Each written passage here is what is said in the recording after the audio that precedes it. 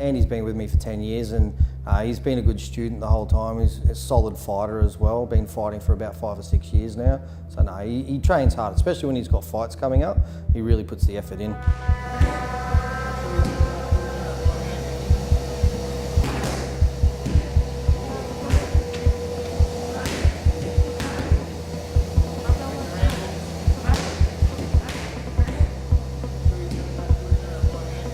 I'm Juniku, I'm 20 years of age. I've had 21 fights, 18 wins, 3 losses. Been training for about 10 years.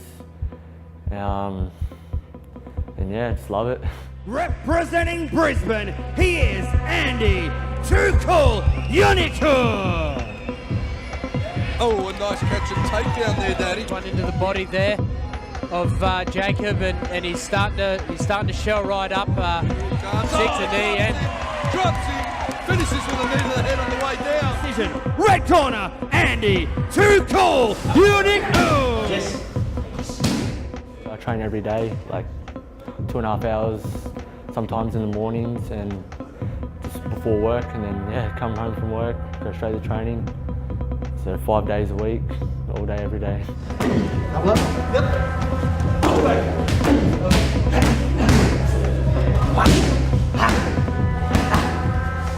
Young age, like obviously I wasn't taking it seriously, like still a little butterball, still not eating right. Until about when I was about maybe 15, 16, where I started dieting and lost all this weight and then just wanted to fight.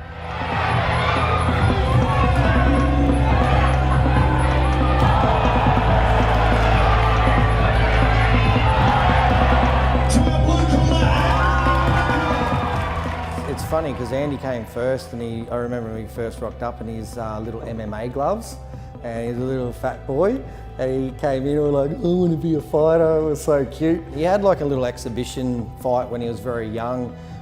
They actually didn't believe Andy was that weight because he was so short and so fat, and he actually gave it to the kid. I shouted out an instruction and Andy looked over to me, and as he did that, the kid threw a jumping knee and Andy turned around and copped the knee and broke his nose, and he didn't even blink an eyelid. So the kids are tough, and he came to the gym first, and he actually told his sisters that girls weren't allowed to train, that girls didn't train there, and they actually rocked up and saw that there were girls training there, and he found out that he had lied to them. They sometimes stuff around, so like I just have to be tough on them, and like Alma, she's the youngest one, so she's a bit of an attitude on her, but you know, like we all train hard together, we run hard together, and then yeah, all push each other, so it's good. But it's been good training the whole family because they get in, they really do work hard, and they've got good attitudes. So they've been with me, I think, just on pretty much the whole time I've been open.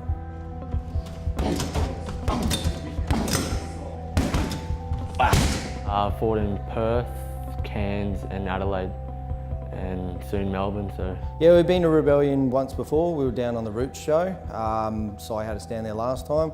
Really enjoyed it. Puts on a good show and he looks after you. So I'm looking forward to, you know, the Rebellion sort of showcasing Andy a bit more and getting him out there, and you know, the public seeing him fight.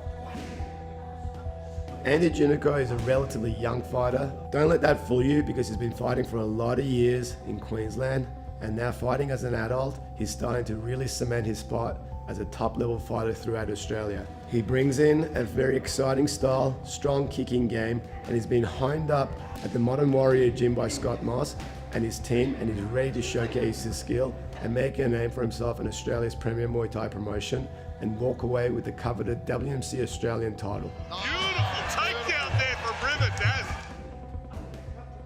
Rebellion, I've watched a few of his fights. He's a very classy fighter. It's going to be a very tough fight, and he's going to have to be 110% on his game to win the fight, but we're pretty confident we can bring it down there and bring it to him. Like, it's anyone's game, you know, it's the fight game. I just know he hasn't had any losses, so you know, I'm hungry to just put that strike on him, so yeah, be good. We always want to win, of course, but as long as we put on a good show and we're technical and we display good Muay Thai, that's what it's about.